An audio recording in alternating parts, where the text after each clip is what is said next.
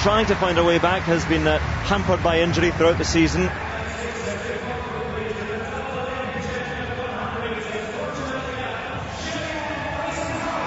In Beijing and in London, she took the gold medal. But look out for English Gardner, though. You mentioned the US champion running 10.85 in the final there. This is her first time in the UK. And she'll be a threat in Moscow as well. And Jeneba TARMOH won the US 200 meter title in Iowa last month, 4th in the 100. And on the outside, the former European indoor champion from Ukraine, Olesya POVH. Good 4th place at the Bislett Games in Oslo. This really is a stacked first heat of the women's 100 metres. Again, the first 3 plus the 2 fastest over the 2 heats go through to the final at 4:20.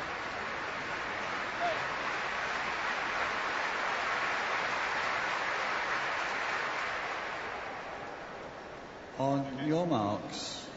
One of the new wave of young American female sprinters, English Gardner. How is the form of Shelly-Ann FRASER-PRYCE as well? Carmelita Jeter.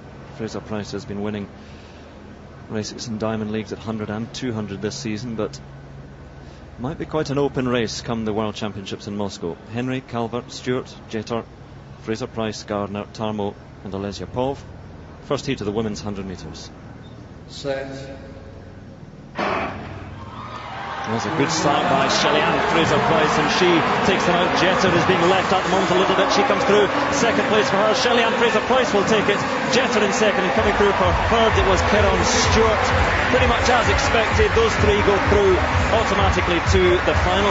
10.78, and it's legal as well. It's quick from Shelly-Ann FRASER-PRYCE. My goodness, the fastest in the world this year. She is in very, very good form. She perhaps can go even lower in the final, but she is safely through and laying down a marker. Carmelita Jeter coming back to some form as well, but she couldn't quite stay with the Jamaican, with the Olympic champion. It was great to see, really, Shelly-Ann FRASER-PRYCE returning to her favoured event, the 100 metres, and you can see why. Explosive out of the blocks, drives hard and low, powerful for the first 30 or 40 metres, and it's this stage now she can get up in that beautiful cadence. She's not one of these people who has a high knee lift. She just relies on leg speed, but she can manage that and hold that right to the line. And look what you get when you can marry those things. 10.77, a world leading time. Yes, rounded down by 100th of a second. FRASER-PRYCE, she's not a tall woman at all, does get out very quickly, and she did so here. Carmelita Jeter, we've talked about the injuries. She's had a quad strain this summer. She was actually given a waiver allowing her to miss the US Championship so that she could still be named for the US squad for Moscow. And there's some signs of life from Jeter, but Shelly-Ann FRASER-PRYCE, very impressive. English Gardner, a little bit sluggish outside FRASER-PRYCE. I expect a little bit better from her. First time running in UK soil, but Shelly-Ann FRASER-PRYCE I think will be the woman to beat in Moscow and later on this afternoon in the final. I think that goes without saying, Andrew. It's a fantastic performance. To take on what is probably one of the best quality fields. We've seen a really good first heat, a really good second heat here as well. Very high quality women's 100 metres. Asha Philip going for Great Britain, the British champion this year. Dafne SCHIPPERS in lane 3. Ann BAPTISTE, the fastest in the world actually, or she was until a few minutes ago. AHOURE, Okagbare, Pierre, Sailer and Anabelle Lewis. Well, Asha Philip, as I said, winning that UK championship, running a personal best, booking her seat on the plane to Moscow. Wasn't in the relay team yesterday, and that's going to be an interesting one. Watch how that develops, because that's a pretty tight squad now, and they ran so well yesterday. And another one to watch out for will be Jodie Williams. She was beaten by Dafne SCHIPPERS at the European Under-23 Championships in the 100 metres. The Dutch heptathlete in brilliant form. Ann BAPTISTE, 10.83. Fastest time in the world until we've just seen Shelly-Ann FRASER-PRYCE run 10.78. Sorry. Well, AHOURE has been in great form this year. Was third in Paris, but won the Monaco Diamond League over 200 metres. And given that we normally watch to her the 60 metres, that was a really good performance. Okagbare, as I said, the Nigerian in the form of her life, I think, this year. also under 10 seconds this year. All of these women in these middle lanes under 10 seconds. Barbara Pierre joined them at the American Championships. Actually ran faster in the semi than she did in the final. Had she run as fast as she did in the semi, she might have made the team, but she didn't. Finished 5th. Verena Sailer, been the top German sprinter for a while now, the German champion again this year. And then Anabelle Lewis from Hull ran very well in the relay yesterday.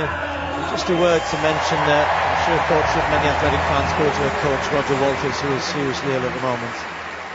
So Anabelle and Asha Philip will find it tough here to get into the top 3. That's what's required to make it through to the final. 2 fastest loser spots at the minute.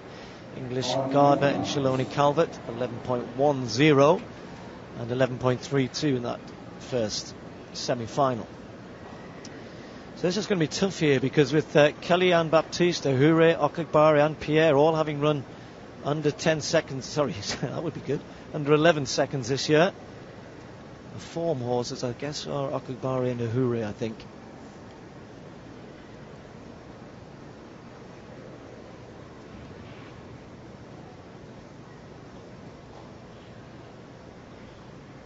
Second semi-final. Set.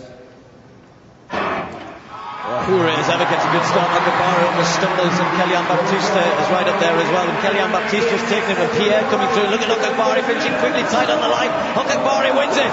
Pierre gets second, and then very tight for third, maybe AHOURE, but 10.87.